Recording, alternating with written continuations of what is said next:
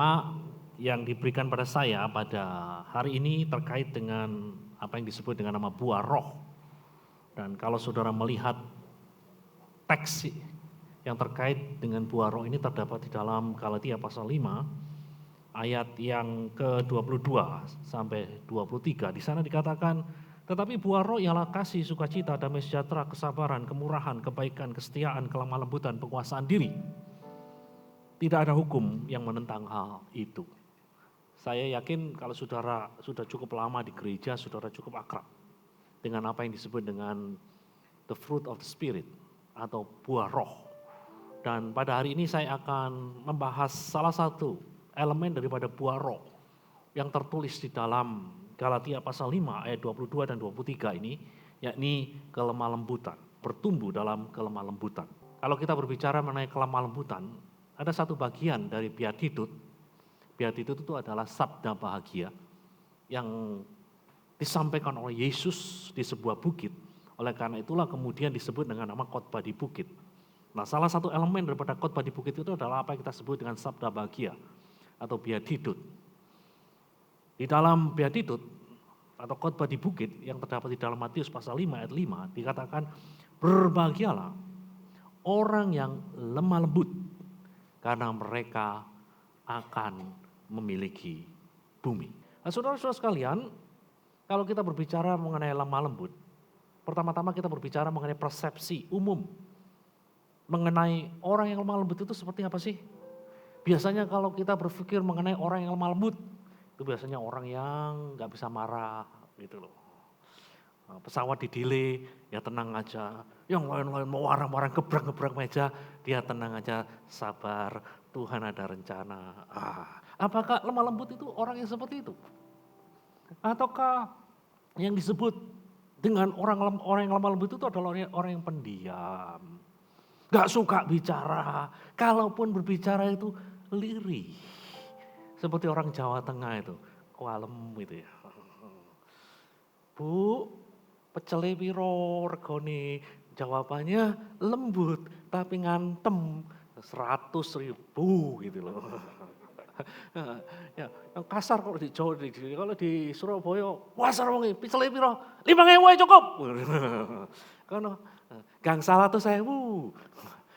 Pusing kita saudara-saudara sekalian. Apakah orang yang lemah lembut itu orang yang seperti itu? Bicaranya setengah berbisik, seperti orang-orang kulonan lah istilahnya kalau di sini. Kalau orang Malang, orang Surabaya kan terkenal kasar, kon gitu loh. Tapi kalau orang-orang di kulonan lah, itu biasanya lebih tenang. Apakah lemah lembut itu seperti itu? Dan kita mau belajar saudara-saudara sekalian pada pagi ini mengenai lemah lembut. Di dalam bahasa Yunani, kata yang dipakai untuk lemah lembut adalah praus. Apa sih arti daripada praus itu? Nah, seorang filsuf Yunani yang bernama Aristoteles pernah menyatakan bahwa lemah lembut adalah salah satu kebajikan. One of the virtues. Salah satu kebajikan. Dan yang namanya kebajikan itu menurut Aristoteles itu selalu terletak di antara dua titik ekstrim. Berarti kalau kita berbicara mengenai kelemah lembutan sebagai sebuah virtue, lemah lembut itu tidak terlalu ekstrim kanan, tidak terlalu ekstrim kiri. Dengan kata lain, lemah lembut itu terletak pada titik tengah atau apa yang saya sebut dengan midpoint. Kelemah lembutan adalah kebajikan saudara-saudara sekalian, sebab dia berada di tengah-tengah. Itu berarti kelemah lembutan itu terletak di antara tindakan marah yang berlebih-lebihan di satu ekstrim, dan di ekstrim yang lain sifat yang lemah, pasif, tidak pernah marah. Kelemah lembutan bukan berada di sini atau di sini, kata Aristoteles, tetapi berada di titik tengah. Oleh karena itu yang pertama-tama kita sedang bertumbuh di dalam kelemah lembutan bila kita semakin mampu menempatkan diri kita pada titik tengah yang benar. Pada titik seimbang. Itulah yang disebut dengan lemah lembut. Nah, saudara-saudara sekalian, di dalam Bilangan 12 ayat yang ketiga dikatakan adapun Musa ialah orang yang sangat lembut hatinya, lebih dari setiap manusia yang di atas muka bumi. Musa disebut sebagai sangat lembut hatinya. Pertanyaannya, apakah Musa tidak pernah marah? Marah pernah, saudara-saudara sekalian. Beberapa kali Alkitab mencatat Musa marah, Musa murka. Jadi kelemah lembutan itu tidak identik dengan orang yang gak bisa marah. Enggak. Kelemah lembutan adalah orang yang bisa menempatkan dirinya sedemikian rupa sehingga kalau dia marah pada waktu yang tepat. Dengan cara yang tepat, dengan alasan yang tepat. Itulah yang disebut dengan kelemah lembutan. Yesus disebut sebagai lemah lembut. Marilah kepadaku yang letih lesu dan beban berat, sebab aku lemah lembut. Pertanyaannya, apakah Yesus gak pernah marah? Di dalam Injil kita melihat Yesus pernah marah. Yesus pernah menunggang balikkan mereka yang berdagang dengan tidak benar di bait Allah. Kelemah lembutan bukan berarti tidak bisa marah. Kelemah lembutan berarti marah pada saat yang benar, dengan alasan yang benar, dengan cara yang benar. Bapak-bapak, ibu-ibu, kita tidak bisa pasif di dalam mendidik anak. Banyak orang mengatakan gak boleh, didik anak itu gak boleh dengan marah, harus dengan lembut, apalagi sekarang kita banyak psikologi yang dipengaruhi oleh dunia barat. Lah sementara saya dulu dibesarkan di dalam tradisi filosofi Chinese yang keras gitu. Dan orang tua saya memang membentuk saya sedemikian rupa, salah dikeplak, gitu loh. Tapi kalau sekarang kan nggak seperti itu, nggak boleh, pokoknya nggak boleh kata-kata kasar, nggak boleh, pokoknya yang lembut lah, kata-kata yang sifatnya pujian aja, pujian itu sistem pendidikan dan ini ditantang oleh salah seorang guru besar dari Yale, seorang wanita yang dibesarkan di dalam tradisi Cina dan kemudian dia menikah dengan orang Yahudi. Saya kurang ingat judul dari buku tersebut. Namun salah satu judul buku tersebut menulis Tiger Mother, itu istilahnya. Berbicara mengenai pengalaman dia membesarkan anak-anaknya. Sebagai seorang Asia yang menikah dengan orang Amerika keturunan Yahudi. Dan bagaimana dia membesarkan anak-anaknya sampai sukses. Dia mengatakan, saya tidak mengikuti model-model barat yang cenderung memanjakan anak. Saya mau mendidik anak saya dengan cara yang benar. Marah pada saat yang benar. Disiplin di dalam mendidik anak. Dan saya pikir hal itulah yang perlu kita lakukan sebagai orang tua hari-hari ini. Jangan sampai model pendidikan kita begitu lembek. Sehingga yang terbentuk adalah generasi-generasi yang manja. Generasi-generasi yang tidak tangguh, saudara-saudara sekalian. Kita mau menjadi pribadi-pribadi yang lemah lembut, bukan dalam pengertian gak bisa marah. Lemah lembut berarti bisa menempatkan diri kita sedemikian rupa. Tidak marah dalam pengertian ekstrim, salah. Namun pada saat yang sama, kita tidak boleh tidak marah sama sekali ketika melihat hal-hal yang buruk terjadi. Tempatkan diri Anda pada titik tengah yang benar. Itulah pengertian yang pertama dari kata praus atau lemah lembut, kelemah lembutan. Pengertian yang kedua, saudara-saudara sekalian, saudara lihat gambar ini, gambar seekor kuda liar. Nah, saudara-saudara sekalian, di dalam literatur Yunani, kata praus itu juga digunakan untuk kuda-kuda liar yang sudah dijinakkan, saudara-saudara sekalian. Jadi kuda-kuda yang dipakai untuk tujuan-tujuan katakanlah berkendara sehari-hari. Tujuan-tujuan yang terkait dengan pertanian, yang terkait dengan peternakan itu dulunya adalah kuda-kuda liar. Dan kuda-kuda itu bisa dikendalikan sedemikian rupa sampai akhirnya dia bisa berguna. Tabiat liarnya dikendalikan. Saudara tahu kalau saudara punya anjing herder di rumah, dulunya anjing-anjing herder ini kan liar, saudara-saudara sekalian. Mungkin saudara pernah nonton sebuah film yang berjudul Alpha. Kalau saudara nonton film yang berjudul Alpha itu cerita bagaimana seorang anak itu menjinakkan apa yang kita kenal dengan nama serigala, sehingga pada akhirnya bisa menjadi pet, menjadi hewan peliharaan yang sekarang ada di rumah-rumah kita.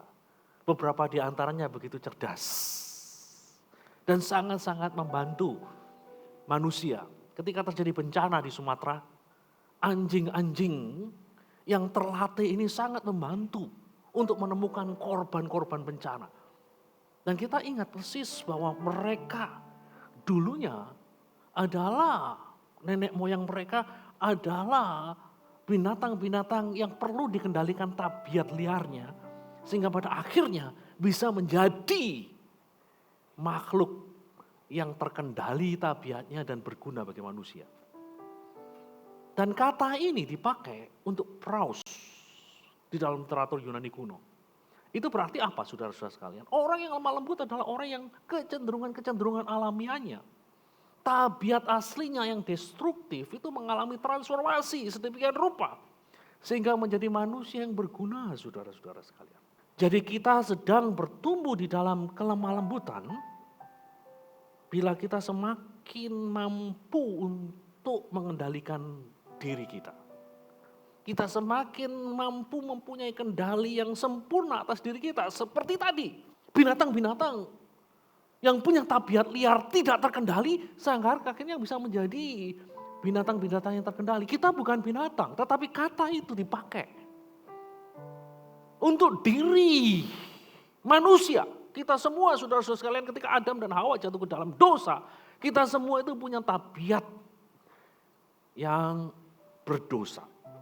Orang-orang Yahudi percaya bahwa setiap orang yang dilahirkan di muka bumi setelah Adam dan Hawa jatuh, mereka punya apa yang disebut dengan yetzer hara istilahnya. Yetzer itu artinya kecenderungan-kecenderungan, keinginan-keinginan. Hara itu artinya kecenderungan-kecenderungan jahat. Setiap manusia yang dilahirkan di muka bumi itu punya yetzer hara. Kecenderungan-kecenderungan untuk berbuat kesalahan, kecenderungan-kecenderungan untuk berbuat dosa, kecenderungan-kecenderungan untuk berbuat salah. Dan itulah sebabnya kecenderungan-kecenderungan ini perlu dikendalikan sedemikian rupa. Sehingga tidak merusak diri kita.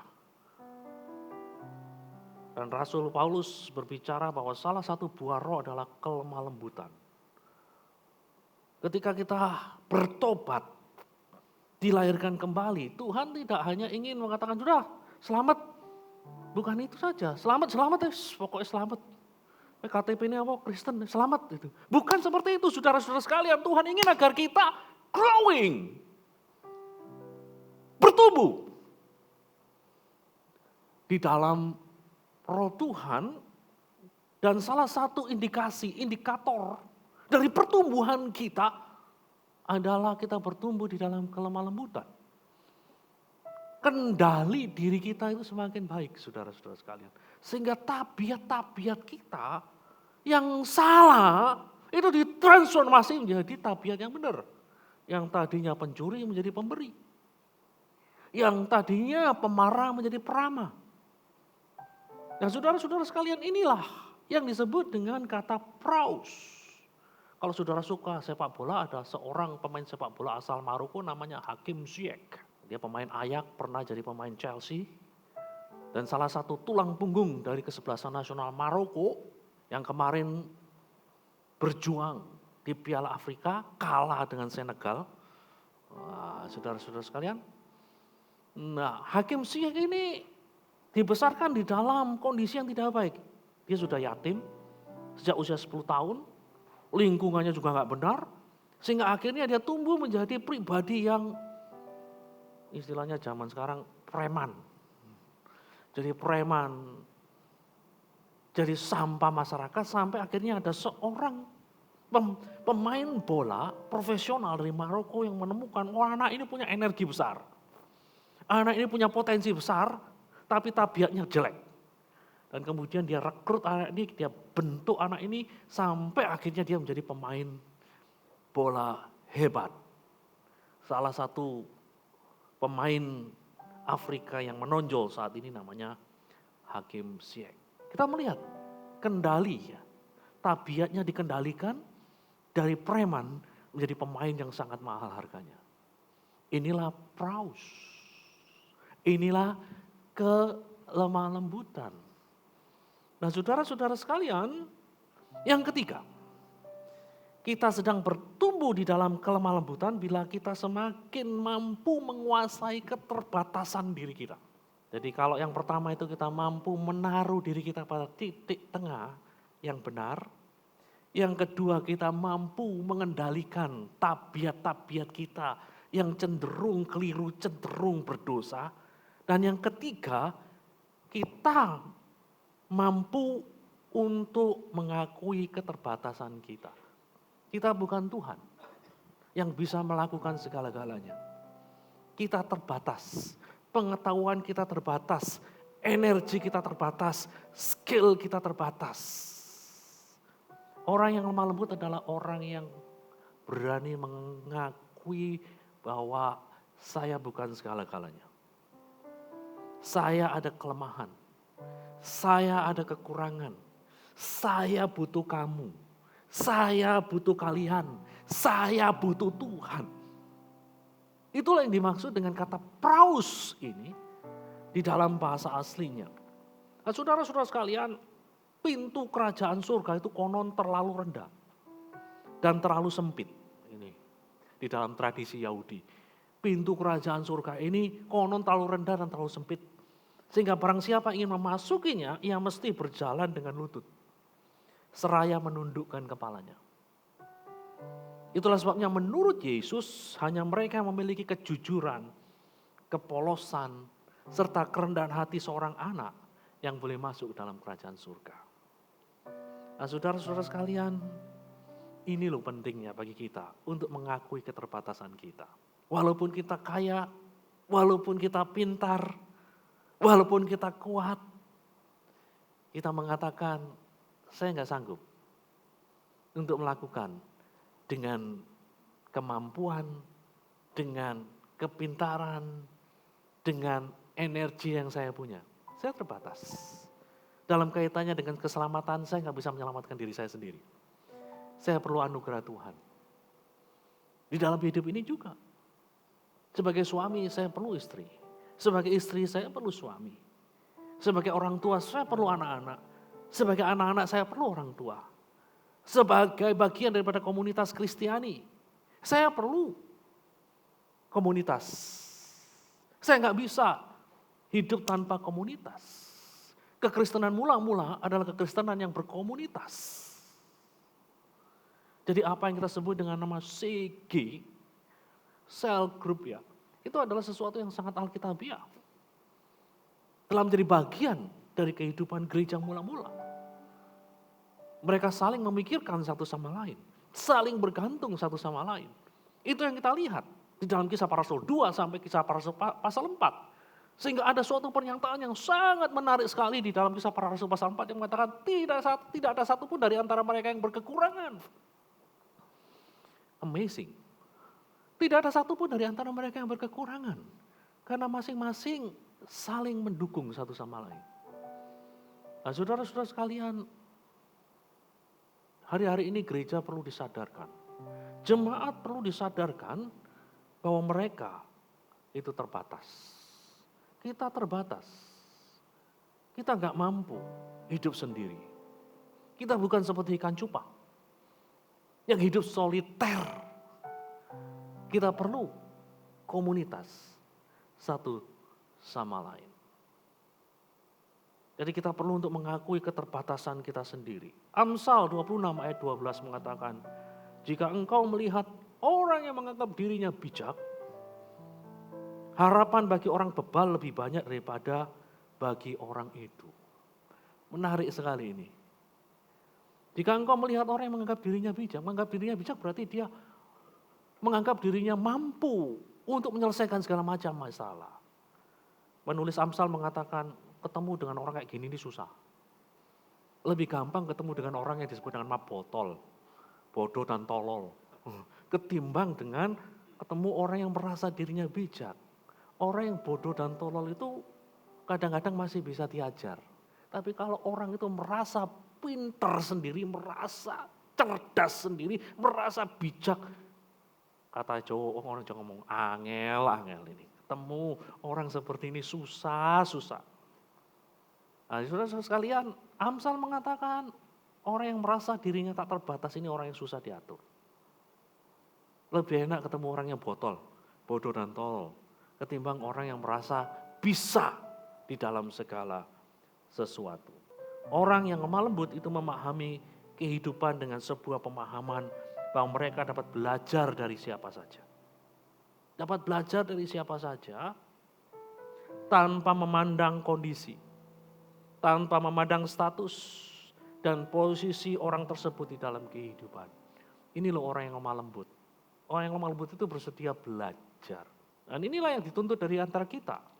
Kita perlu belajar seumur hidup kita. Belajar apa? Belajar banyak hal. Kita tidak berhenti dengan sekolah umum. Universitas selesai, tapi masih ada yang namanya sekolah kehidupan. The school of life masih terus berjalan. Hari ini kalian semua adalah siswa-siswa, termasuk saya adalah siswa-siswa dari sekolah kehidupan. Dan di dalam sekolah kehidupan itu kita bukan saja belajar hal-hal yang baru, learning new things, tapi juga yang lebih sulit lagi apa yang disebut dengan unlearning. Mencabut apa-apa yang kita pelajari, yang sudah kita pelajari dan itu salah. Kita dibesarkan di dalam tradisi keluarga masing-masing. Dan sebagian daripada tradisi keluarga itu keliru. Dan untuk mencabut sesuatu yang keliru ini gak gampang. Kita dibesarkan di dalam tradisi gereja tertentu. Dan tidak semua tradisi gereja yang kita pelajari itu benar. Dan untuk mencabut sesuatu yang lama itu gak gampang, saudara-saudara sekalian. Ini yang disebut dengan unlearning. Dan kalau kita disebut sebagai pribadi yang lemah lembut, kita adalah pribadi-pribadi yang seharusnya bersedia untuk terus belajar. Learning a new thing, dan pada saat yang unlearning all things. Hal-hal lama yang tidak baik di dalam hidup kita. Lalu janji bagi mereka yang bertumbuh dalam kelemah lembutan apa? Tadi teks yang itu sudah kita baca di dalam Injil Matius mengatakan berbahagialah orang yang lemah lembut karena mereka akan mewarisi bumi. Mewarisi bumi ini, ya kalau saudara ikut pelajaran eskatologi kemarin di Mawar Sharon Bible Study, ya kita akan mendapat apa yang disebut dengan bagian di dalam langit dan bumi yang baru. Namun kita harus memahami bahwa kalau kita berbicara mengenai eskatologi itu kita bukan berbicara mengenai sesuatu yang nanti saja, tetapi sesuatu yang bisa kita nikmati hari ini, saudara-saudara sekalian. Di dalam istilah teologi ada istilah already but not yet. Sudah tapi belum. Langit dan bumi yang baru belum ada. Tapi kita masih bisa mencicipi sesuatu yang ada di sana itu pada hari ini. Sama seperti Yohanes mengatakan, hidup kekal bukan berbicara mengenai sesuatu nanti. Tapi hidup kekal berbicara mengenai sesuatu yang kita alami hari ini. Already but not yet. Kerajaan Allah bukan hanya fenomena masa depan, tetapi fenomena masa kini yang bisa dialami oleh orang percaya hari ini. Dan Yesus mengatakan berbahagialah orang yang lemah lembut karena mereka akan mewarisi bumi. Kepenuhan warisan itu nanti, tapi hari ini kita bisa menikmati. Menikmati apa yang ada di sana yang nanti akan kita nikmati. Apa bentuknya kita mengalami damai sejahtera, ketenangan, kebahagiaan itu bisa kita nikmati hari ini, saudara-saudara sekalian.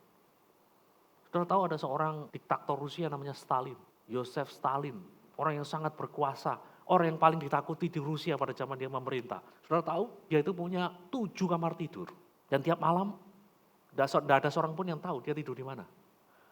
Di kamar nomor berapa. Dan kalaupun dia keluar, ada 5 limusin.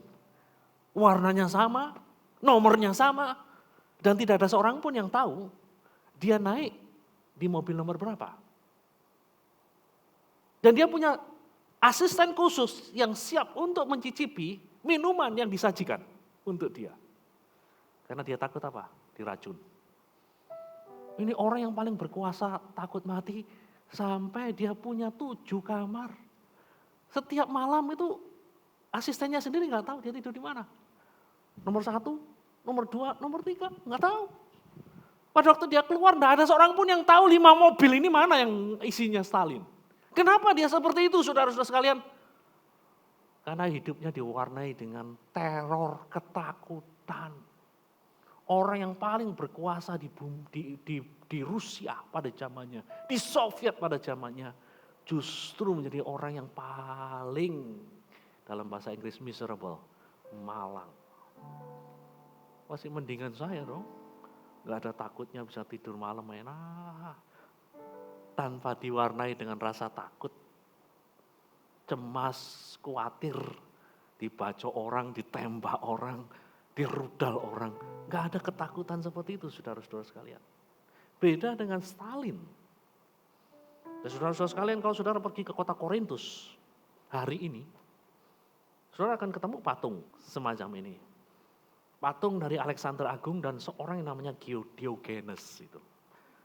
Menarik sekali saudara, Alexander adalah orang yang paling berkuasa pada zamannya. Dia menguasai sepertiga dunia yang dikenal pada waktu itu.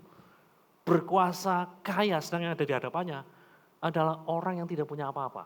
Namanya Diogenes, seorang filsuf. Tidak punya rumah, dia tinggal di tong sampah. Dan satu-satunya hartanya adalah cangkir. Dan suatu hari seperti yang kita lihat di dalam patung ini, Alexander mengunjungi dia dan kemudian bertanya, "Hai Diogenes, sebutkan apapun yang kamu mau. Aku bisa memberikan padamu." Kata Diogenes, dalam bahasa Jawa ya kalau gitu, "Minggiros titik." Alexander minggiros titik. Alexander bertanya, "Kenapa? Kamu sedang menutupi matahari yang sedang memberikan kehangatan yang menyenangkan bagi diriku." Kata Diogenes, "Aku gak perlu apa-apa darimu. Matahari itu sudah cukup bagiku. Itu sudah cukup membuat aku bahagia." Saudara-saudara sekalian, kontras sekali ini orang yang punya segala-galanya, orang yang hanya punya satu cangkir di dalam hidupnya. Satu-satunya harta, cangkir. Saya yakin yang ada di sini jauh lebih kaya daripada Diogenes. Lalu apa kata Alexander? Alexander mengatakan, "If I were not Alexander, I should wish to be Diogenes." Jika saya ini bukan Alexander, saya ingin aku hidup seperti dia. Tidak punya apa-apa tapi begitu bahagia. Gambaran dari orang yang begitu berbahagia. Orang-orang percaya lebih daripada Diogenes, bukan? Alkitab mengatakan, "Berbahagialah orang yang lemah lembut, dan engkau akan mewarisi bumi." Kita menjadi pewaris-pewaris dari dunia yang akan datang hari ini. Kalau itu bisa kita aplikasikan di dalam hidup kita sehari-hari, itu akan menjadi kesaksian yang luar biasa. Ketika melihat orang-orang Kristen betapapun keadaannya, ketika mereka di dalam kesulitan, tidak punya apa-apa, mereka masih memancarkan rona-rona kebahagiaan di dalam hidupnya. Apalagi yang diberi sesuatu yang lebih dari Tuhan. Kita lebih dari Diogenes. Ya tentunya kita harus mempancarkan kebahagiaan itu di dalam hidup kita. Mari kita mohon agar Roh Tuhan akan memberi kepada kita kemampuan untuk bertumbuh di dalam kelemah lembutan. Sehingga kita betul-betul mengalami apa yang tertulis di sini. Berbahagialah orang yang lemah lembut karena mereka akan mewarisi bumi. Tuhan memberkati kita semua.